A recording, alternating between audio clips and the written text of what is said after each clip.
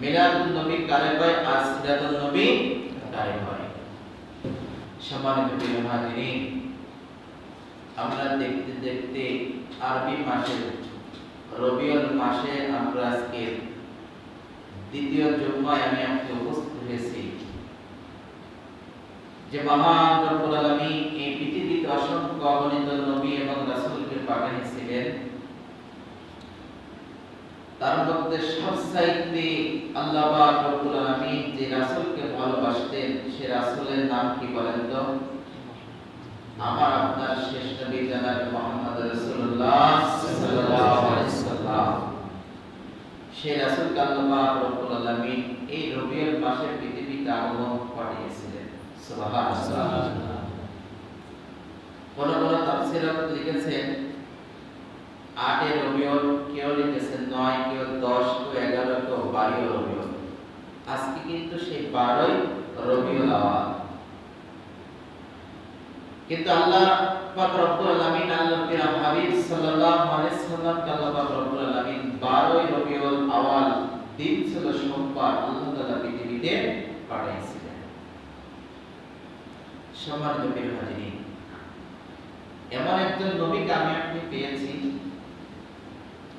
যেই নবীর আদর্শ যদি আমি আপনি ফলো করতে পারি, সেই নবী যা কাজগুলো করেছে সেই কাজগুলো আমি আপনি যে বাস্তবে পালন করতে পারি, আমল করতে পারি, আল্লাহ পাক রব্বুল আলামিন বলতেছেন কিয়ামতের ময়দানে ওই নবীর হাত দিয়ে সুপারিশ করে আল্লাহ পাক রব্বুল আলামিন তাকে জান্নাত দিয়ে দেবে। সুবহানাল্লাহ।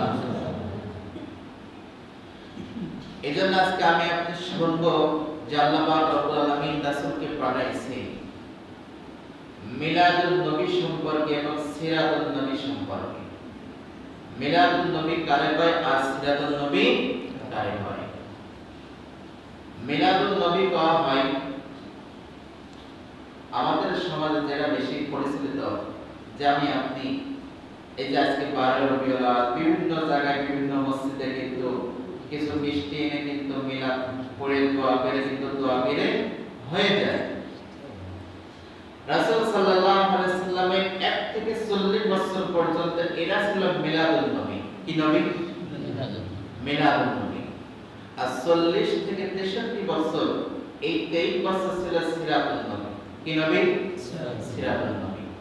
এবার মিলাদুন নবী প্রত্যেকটা মানুষ কিন্তু মিলাদুন নবীকে মানে। কথা ভালো করে বুঝবেন। কিন্তু 1 থেকে 40 বছর বয়সে রাসূল সাল্লাল্লাহু আলাইহি ওয়াসাল্লাম যে কাজগুলো করেছে প্রত্যেকটা মানুষ কাফের, বেঈমান, মুশরিক সবাই রাসূলকে মেনেছে।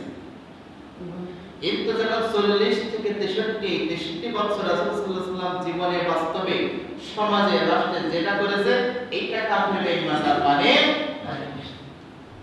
এইজন্য পৃথিবীতে মানুষ আমরা এসেছি, কিছু মানুষ আছে আমাদের সমাজে, কেউ আছে মিলাদুন নবী মানে কিন্তু সিরাতুন নবী মানে না।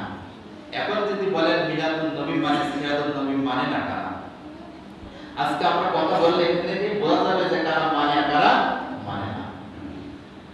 রাসূল সাল্লাল্লাহু আলাইহি ওয়াসাল্লাম যখন জন্মগ্রহণ করলেন সবচাইতে খুশি হয়েছিলেন রাসূল সাল্লাল্লাহু আলাইহি ওয়াসাল্লামের চাচা আবু লাহাব। কে? কথা বলতে হবে, কে? আবু লাহাব।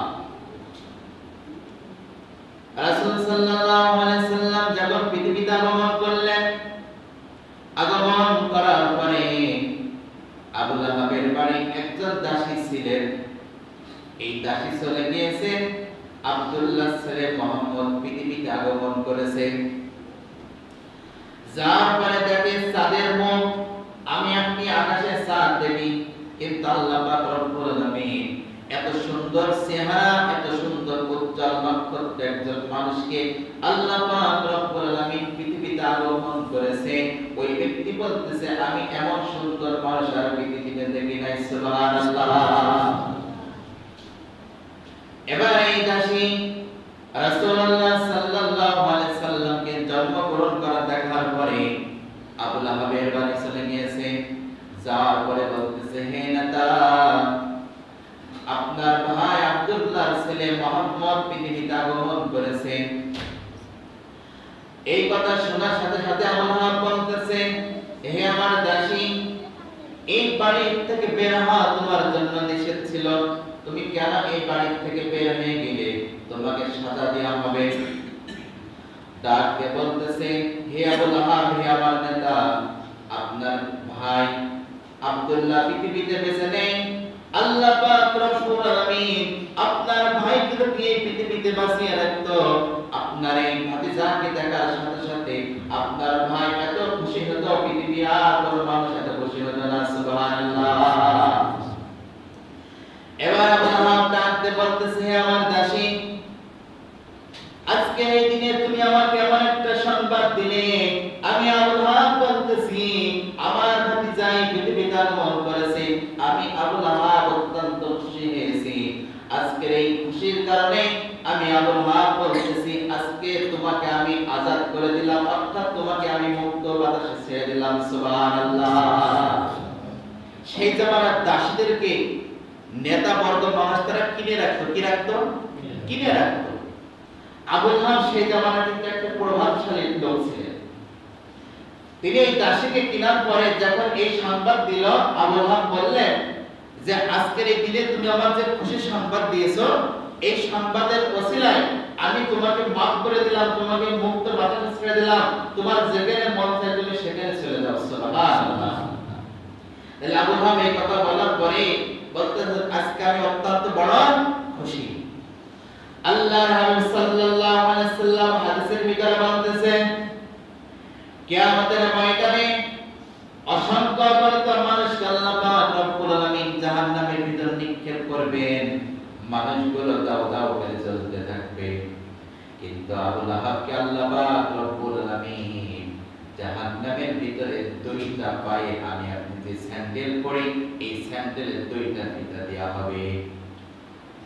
হাদিসের ভিতর আছে কেন আবু লাহাবকে দুইটা স্যান্ডেলের ফিতা দেওয়া হবে জাহান্নামের? আবু লাহাব পৃথিবীতে যখন থেকে আব্দুল্লাহর বেটা মুহাম্মদ পৃথিবীতে এসেছে, আবু লাহাব তাকে অত্যন্ত ভালোবাসতো। আবু লাহাব যেখানে যাইতো ভাতিজাকে সাথে করে নিয়ে যেত, তাকে বুকে নিত, তাকে বুকে চুমা খাইতো, মাথায় চুমা খাইতো, তাকে বুকে জড়িয়ে থাকতো। হাদিসের ভিতর আছে তার সমস্ত শরীরে রাসূল সাল্লাল্লাহু আলাইহি সাল্লামের গায়ের টুকরা তার গায়ে লেগে আছে, আর পায়ের টুকরা তার গায়ে লেগে নাই। এইজন্য আল্লাহ পাক রব্বুল আলামিন জাহান্নামের ভিতরে আমি আপনি যে স্যান্ডেল পাইনি এমন দুইটা স্যান্ডেলের দল আল্লাহ পাক রব্বুল আলামিন আগুনিতা দেবে। আচ্ছা বলেন, আবু লাহাব কি জান্নাতি না জাহান্নামী? কথা বলেন। আবু লাহাব রাসূলকে ভালোবাসার 1 থেকে 40 বছর রাসূল সাল্লাল্লাহু আলাইহি সাল্লাম অত্যন্ত ভালোবেসেছে, অর্থাৎ সে মিলাদুন নবী মেনেছে। আচ্ছা বলেন তো, সে আবু লাহাব কি জান্নাতি না জাহান্নামী? আপনারা কি বোঝেন না? আমি আপনি সকলে ওয়াজ শুনি, সবাই জানি, কিন্তু কোরআনে কি আছে কি নাই এটা আমার আপনার মুখস্থ নাই। এই আজকে যে ওয়াজটা আছে, এই ওয়াজটা আমি আপনি এই এখন শুনছি, এখান থেকে বেরিয়ে আমি আপনি একটা আলাদা শুনে একটা আলাদা কি করি বের করে দিই। আমি আপনি এখানে এতগুলো মানুষ এসে বলতে পারলাম না আবু লাহাব জান্নাতে কি জাহান্নামে। আচ্ছা তো আবু লাহাব জাহান্নামী, যে রাসূল সাল্লাল্লাহু আলাইহি ওয়াসাল্লাম বলতেছে তাকে জাহান্নামের ভিতরে ফেলা হবে, কিন্তু কি দেয়া হবে? তাকে দুইটা জুতার ফিতা দেয়া হবে, আগুনের ফিতা। এমন কথা, সেই তাপ এমন হবে মাথার মগজ ফেটে টকবক করে জমিনে পড়তে থাকবে। তাহলে এখানে আমি আপনি বুঝতে পারছি কি আবু লাহাব জাহান্নামী। কিসের জন্য? আল্লাহ পাক রব্বুল আলামিন তাকে পাঠাইছে, কিন্তু সে সেই বয়সে ইসলাম গ্রহণ করে নাই। এবার আবু লাহাবকে আল্লাহ পাক রব্বুল আলামিন যখন এই কথা রাসূল সাল্লাল্লাহু আলাইহি সাল্লামকে 1 থেকে 40 বছর যাবত রাসূল সাল্লাল্লাহু আলাইহি সাল্লামকে আবু লাহাব আবু তালিব অত্যন্ত ভালোবাসতো, অত্যন্ত খুশি হতো যে আমাদের একজন মা এত সুন্দর চেহারাবান, এত সুন্দর আকৃষ্টীয়, যে আল্লাহ পাক রব্বুল আলামিন আকাশের চাঁদ রেখেছে, মনে হচ্ছে সেই চাঁদ আমাদের ঘরের ভিতরে আল্লাহ পাক রব্বুল আলামিন দিয়ে দিয়েছে। এত সুন্দর চেহারাবান, তারা দেখে খুশি হয়ে যায়। এমনকি 1 থেকে 40 বছর যাবত রাসূল সাল্লাল্লাহু আলাইহি সাল্লাম যে কাজগুলো করেছে, যে আদেশগুলো করেছে, প্রত্যেকটা মানুষ তাকে মেনে নিয়েছে। এবার 40 বছর বয়সে আল্লাহ পাক রব্বুল আলামিন যখন রাসূলকে নবুয়ত দান করলেন, আল্লাহ পাক রব্বুল আলামিন কোরআন কারীম নাযিল করলেন, একটা কিতাব নাযিল করলেন। এই কিতাবের নাম সবাই বলেন কি? আরো জোরে বলেন আল কোরআন। এই আল কোরআন যখন আল্লাহ পাক রব্বুল আলামিন আল্লাহর প্রিয় হাবিব সাল্লাল্লাহু আলাইহি সাল্লামের কাছে যখন আল্লাহ পাক রব্বুল আলামিন পাঠালেন, তখন আবু জেহেল, আবু লাহাব, উতবা, সাইবা যত নাস্তিক গোষ্ঠী আছে সবাই রাসূলের বিরুদ্ধে চলে গেল। তাহলে কি হলো? 1 থেকে 40 বছর বয়সে রাসূল সাল্লাল্লাহু আলাইহি সাল্লাম যে কাজগুলো করেছে, এই কাজগুলো তারা মেনে নিয়েছে। 40 থেকে 63 বছর বয়স, এই 23 বছর রাসূল সাল্লাল্লাহু আলাইহি সাল্লাম তার যখন নবুয়ত পেয়ে গেলেন, আল্লাহর কোরআন তিনি যখন পেলেন, তখন কি হলো? তখন আর রাসূলকে তারা মানল। তাহলে আমি মাসটা কি বললাম? মিলাদুন নবী সবাই মানতে পারবে, সিরাতুন নবী সবাই মানতে পারবে না। মিলাদুন নবী হলো 1 থেকে 40 বছর, অর্থাৎ রাসূল সাল্লাল্লাহু আলাইহি সাল্লামের জন্ম থেকে 1 থেকে 40 বছর মানুষ মানছে। আর যেটা সিরাতুন নবী অর্থাৎ রাসূল সাল্লাল্লাহু আলাইহি সাল্লামের আদর্শ, এই আদর্শ পৃথিবীর মানুষ অধিকাংশ মানুষ আমরা মানতে পারি না। পারি কথা বলেন?